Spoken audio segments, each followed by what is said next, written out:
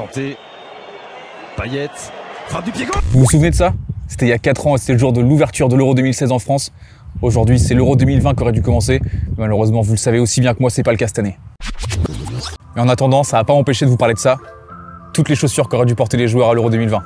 C'est parti!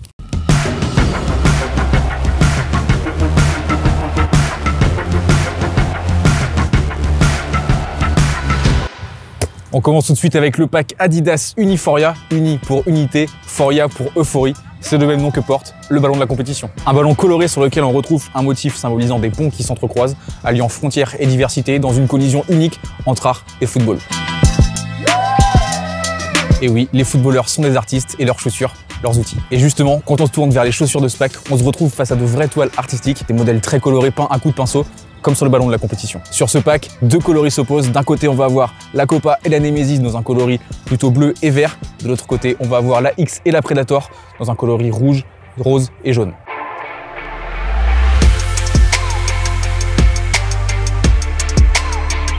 Voilà, c'est tout pour ce pack Adidas. Je sais pas ce que vous en pensez, mais moi je trouve que c'est un des packs Adidas les plus réussis depuis très longtemps.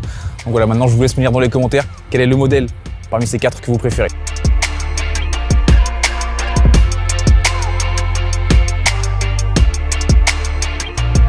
Place au pack Neighborhood de Nike maintenant.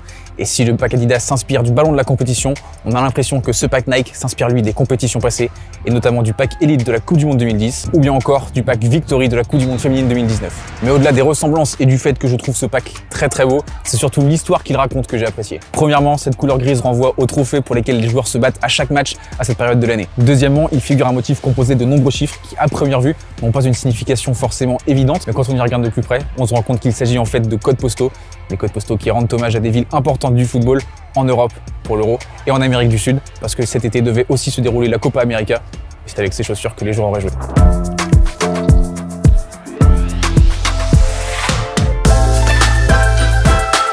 On y retrouve par exemple le code postal de Londres, de Berlin, de Sao Paulo, de Bogota, ou bien encore le 93 140, code postal de la ville de Bondy où a grandi Kylian Mbappé.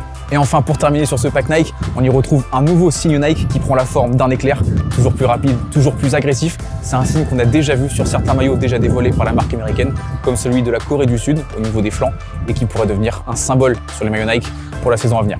Voilà, maintenant vous savez tout sur ce nouveau pack Nike, et je vous laisse me dire quel est le modèle que vous préférez dans les commentaires.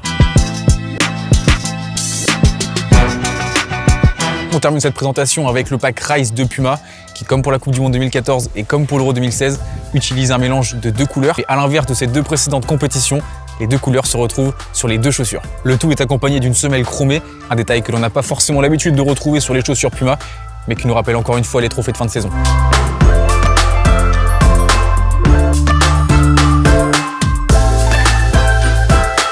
Plus que les chaussures de l'Euro, c'est un coloris très estival qui célèbre le retour des joueurs sur les terrains après cette période compliquée du confinement. Voilà, on a fait le tour des chaussures qui auraient équipé 99% des joueurs de l'Euro. Malheureusement, ces chaussures, on ne les verra pas sur les terrains de cette compétition cet été, mais sur les terrains de toutes les autres compétitions, tous les autres championnats qui ont repris, sauf la France bien évidemment. Alors profitez-en vite parce que ça va être très court. Dès la rentrée, un nouveau pack arrivera. Voilà, on arrive déjà à la fin de cette vidéo. Moi, clairement, la chaussure que j'ai préférée, c'est cette Nemesis. À votre tour, je vous laisse me dire quelle est votre favorite dans les commentaires. Sinon, comme d'habitude, un petit like, vous abonner si ce n'est pas déjà fait. On se retrouve très bientôt pour de nouvelles vidéos. Salut!